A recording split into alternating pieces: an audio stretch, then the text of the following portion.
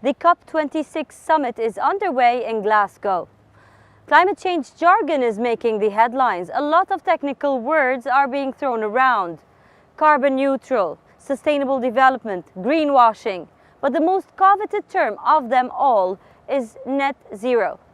But the big question is, would West Asian nations afford to go net zero?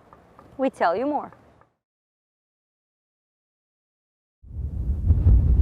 Countries want to go net zero. The race to attain net zero has become a rallying point.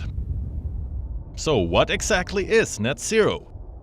Simply put, it means achieving a balance. The amount of greenhouse gases we put in the environment must be equal to the amount we take out. Basically, what we add should be no more than what we take away. This can be done through a lot of processes.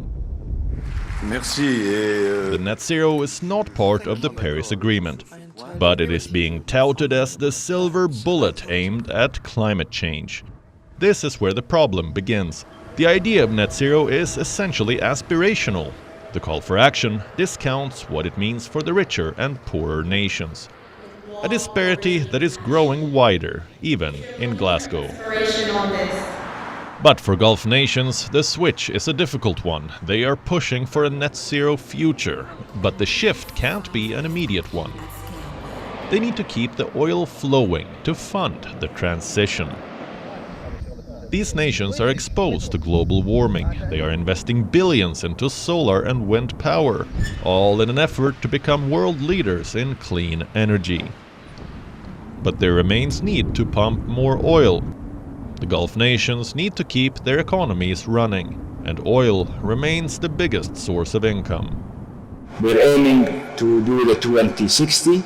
However, with the same NDC scenarios, this can be achieved even before, subject to the conditionalities as I described on how our diversity program will evolve, how much oil and gas will be exported, and liquid gases I mean, and how much we will be internalizing it as a result of what may happen to the world oil markets and what have you.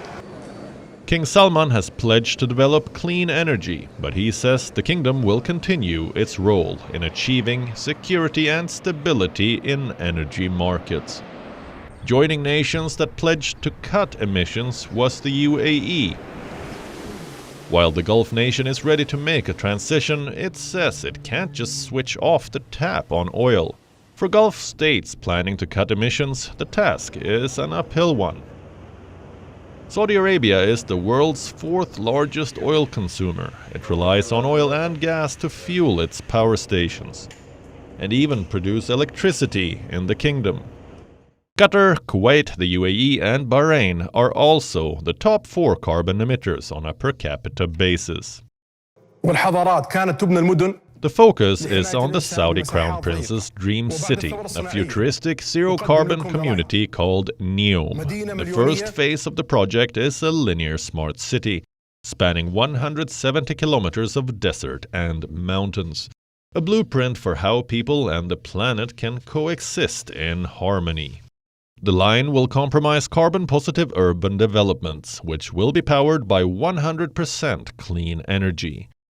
But plans are one thing, executing them is a different task altogether. Saudi Arabia has set a net zero target by 2060, but its emissions right now are skyrocketing. So while the goal of net zero looks like a coveted one, the time for climate action is now, not 30 years later. West Asia Bureau, WION World is One.